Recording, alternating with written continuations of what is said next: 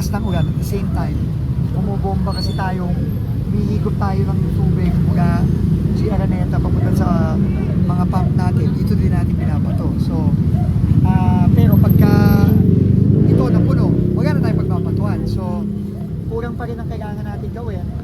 Kahit na may konting relief, may mga nagsasabi sa atin kanina na mabilis namang humupa and hindi ganun ka-taas kamukha ng previous years.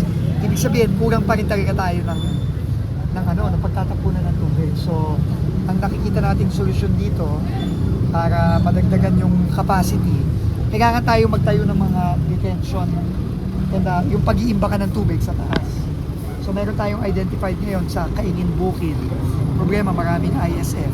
So, makikipag-usap tayo sa QC para magtayo tayo ng retarding basin. Kasi, walang ibang way. Kasi pag napuno na talaga to, wala na tayong kasi ito, tuloy-tuloy na to hanggang Pasig. Kapag ang Pasig, tsaka yung San Juan, same level na, wala nang pupunta ng tubig. So, kailangan yan, tuloy-tuloy ang dredging natin. And, magana tayo. So, pinapunta lang ako dito ni Pangulo para i-check lang kung kumusta tayo. Pero, yun, pagka ganun talaga kalakas yung ulan, and napupuno na itong pagtatapunan natin ng tubig, talagang kailangan mag-evacuate. Kaya sinabihan ko pati na si Nanay na pag hindi na nga nakikita yung mga bakal dyan, yung mga sheet pile, kailangan mag-start na sila mag-evacuate. Kasi, ibig sabihin nun, talagang paapaw na to. At pagtuloy-tuloy pa rin yung ulan. So, pero, ang report sa atin, 6 hours bumaba yung tubig. So, 1:30 umapaw at bumaha.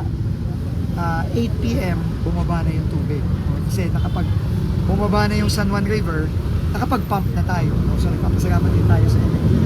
Nagpadala siya ng dagdag na pump para mas mabilis. And siguro by 8 p.m. wala ng tubig sa Araneta. Passable na. Pero nakita nyo din, yung dami ng basura doon, kaya linisin din natin. Pero buti na nga, malaki na yung mga inlet natin. And may pump tayo, mapapump out natin. Basta hindi tayo puno dito. Pero ulitin ko, pag napuno na to, wala na tayong pagtatapunan. So ang next step, doon tayo magtatayo ng mga pang-imbak ng tubig. Para bago bumaba pa dito, bago bumaba sa river, sasaluhin mo na doon. Para hindi tatagal bago bumaba bago umapaw yung San Juan River. So ganoon lang, tuloy-tuloy kan tayo. Paglilinis, dredging, tatayo tayo ng detention basin. Lahat naman ng mga ginagawa natin, ayon na to sa sa drainage master plan ng QC.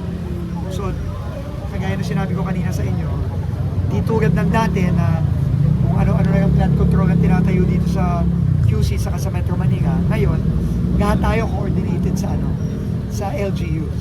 So, lahat consistent with the drainage master plans. And lahat coordinated. Hindi na mangyayari yung nangyari dati na kung ano-ano na yung tinatayo dito. So, very strict tayo ngayon, pati sa 2027. Dinouble check ko lang lahat ng gagawin nating flood mitigation dito sa QC. Coordinated nga ito kay Mayor Joyce. Consistent sa drainage master. Tama, no?